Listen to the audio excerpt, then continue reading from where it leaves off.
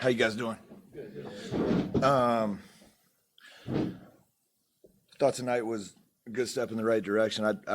I was really impressed watching Alabama State's film. An NCAA tournament team last season.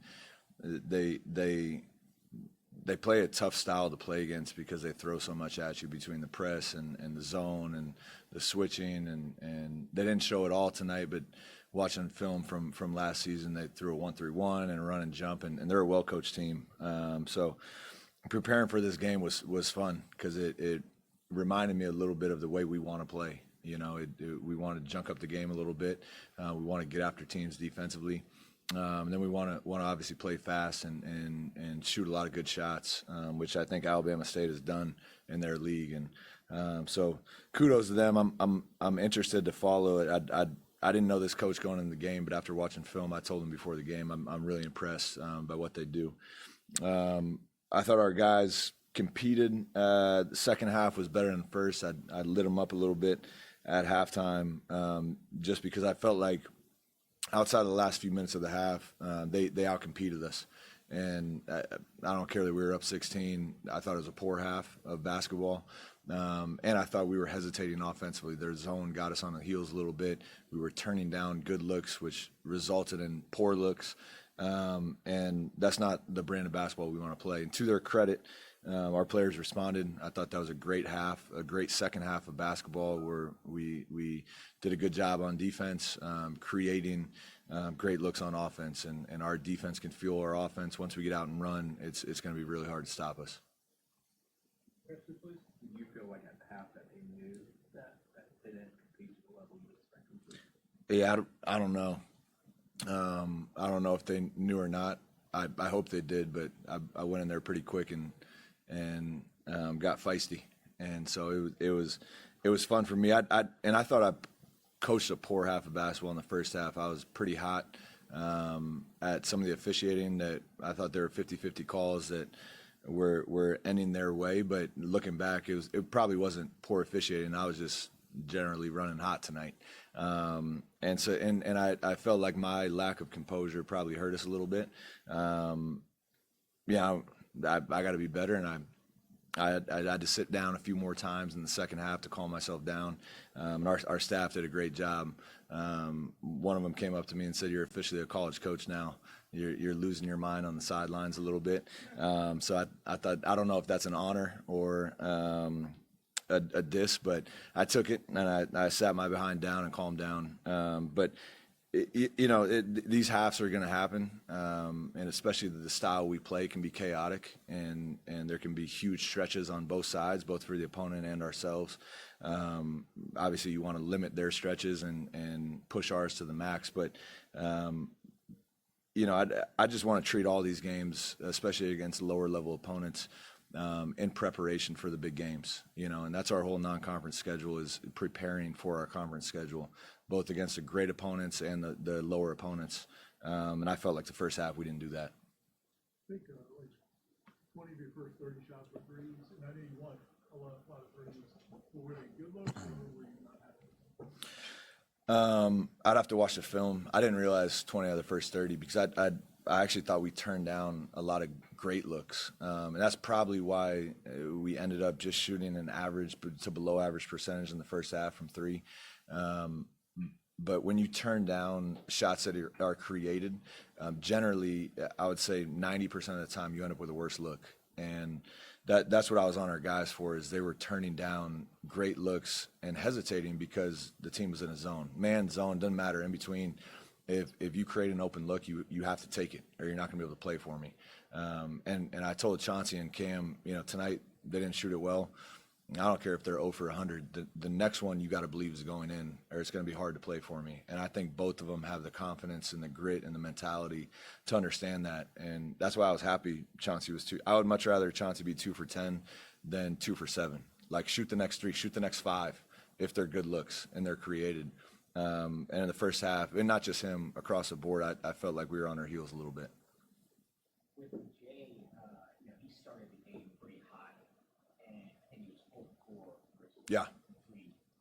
Is that the kind of thing that, just coming from the teams you've been a coach for your team stuff, like, is there a point in the game where you try to draw something up for a guy who seems to be on a heater?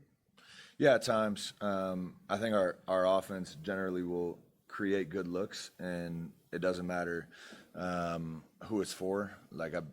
We've tried to build this roster to where when anyone's open, you got to shoot it. Lejay obviously started out hot, and there were a few times we drew things up for him. There were a few times we called things for him.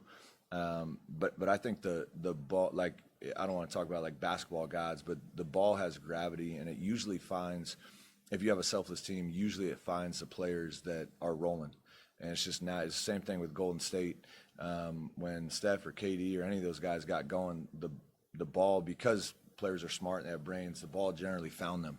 And if it doesn't, that's where I got to step in as a coach and draw some things up. But I thought Lejay had an unbelievable game, and he and Rob and all of our seniors, even Steen had 6 offensive rebounds. Like, they're showing that they can play at a really high level, and a lot of these guys are coming from the mid-major level with the chip on their shoulder, and I love what they're doing. It's only a handful of games. I know you kind of sample size it all, but it was Chauncey and Rob in game 1. It was Lejay, Kobe, even Martin in game 2. Yeah. Coming into the year without kind of that 1 or 2 guy, I guess, how much do you think this is going to be it could be anyone's ninth team, and how hard could that be for other teams maybe have to prepare for kind of the if-then of, oh, this guy will put up for this guy? Yes, it's 1,000% by design. I think our group of seniors are the backbone of the team, but we got some younger guys with a lot of talent. You know, you look at Martin tonight, Thomas Basson, Cam Out. Like, these kids are good, you know, and they're talented, and the most impressive thing is they're confident for young guys. But it wouldn't surprise me if every single game we had a different leading scorer, because of the way we can shoot it, and because of the way we attack, and because of the way the ball moves. I would not at all be surprised if you know, next game it's someone different, the game after that someone different. That's the way the team operates. And I know from experience, these are the teams that are, like you said, toughest to scout against. When you have one main guy that you just got to shut down, and if you do that, you're going to win. I'm not saying those games are easy, because those kids are usually really talented, but it's an easier game plan. When you have 5, 6, 7 guys on any given night that can lead you in scoring, that's a tough scout. You spoke since your arrival about wanting to play the best, especially non-conference. How much are you looking forward to Tuesday, taking this group on the road and UF? Yeah, I haven't thought about it a ton. I was actually texting with Todd Golden last night. We knew each other so he was an assistant at University of San Francisco, and then became the head coach when I was coaching with Golden State. So our wives actually got together first, got to know each other, and then we got to know each other just from running in the same circles and both being coaches in town. And I was just texting him after his win last night. And, you know, he said they're already on to watching film that night on us, and I'm looking forward to it. I'm looking forward to playing the reigning national title team, and they're talented, and they're big, and they're strong, and they're physical, and Todd's a really good coach, and so it's a great test for us. We've got 2 under our belt now, and to face one of the best teams in America. Hopefully this is why our guys sign up to come to Florida State, because I know I'm super excited about it. Not only the defending national champions, but also the University of Florida Gators. You talked a lot about how you grew up a Seminole fan, but most of the guys on this team not only new to the team, they're new to state, maybe. Right. Is there anything that you think you'll have to do to maybe impress upon them the importance that this game is to the fan base, the rivalry that they're about to walk into in the conference? No. To be honest, and I know college is all about rivalries, and obviously being a Florida State guy, you want to kick Florida's behind, you want to kick Miami's behind, and that's natural. To me, every game is a Super Bowl. Every practice is a Super Bowl. Every drill is a Super Bowl. Every possession is a Super Bowl. If you can't get up for a college basketball game, doesn't matter who you play, you got problems, and you're probably not going to play well for me. And so I want our guys to compete regardless of the opponent, like it's the biggest game of their life. And So far, we're not there yet, but so far I really like our guys' competitive nature. They believe in what we're doing. They believe in their individual talents, and they believed in what we can do collectively. So whether it's Florida or the next opponent, we're going to treat every game the same way.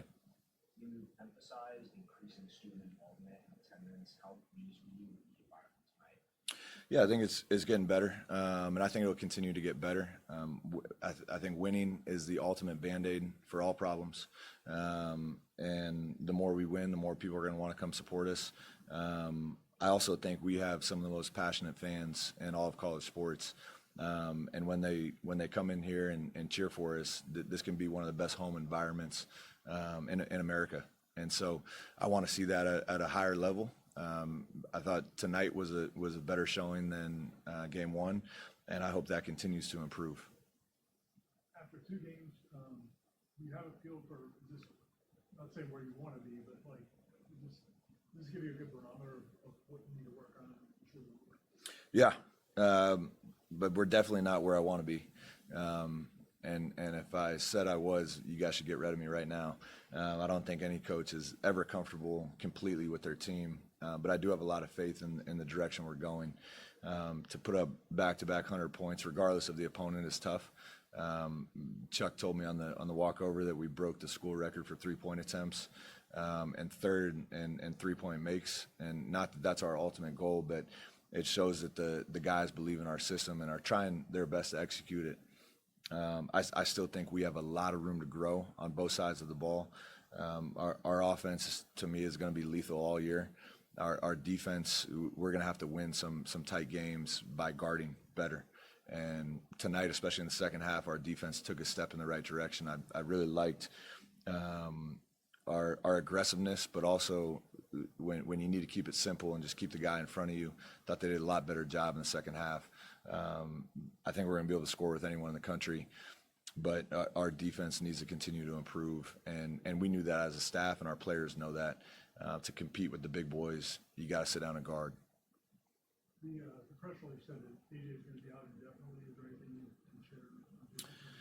Yeah, no, the thing with AJ, and AJ knows this, we have rules, like everyone has rules. We have a standard of the way we want to operate. And regardless of whether it's AJ or anyone on the roster, when you fall short of that, there's going to be consequences. So he's suspended right now, and hopefully he'll be back soon, but he's got to earn that. He's got to earn his teammates' trust, our coaches' trust that he can operate at the standard of which we want to operate. And as soon as he proves that he can, he'll be back on the team and hopefully helping us win games. You said that every game in your Super Bowl. Are you treating this Florida game as a litmus test of sorts, though? Yeah, we played Alabama in the preseason, so at least from a coaching perspective, I know it's a preseason game, but I know what it feels like to play against a great opponent and a great coach, and that was by design. I didn't want to play 2 cupcakes in the preseason and then show up and your first big game is on the road at Florida.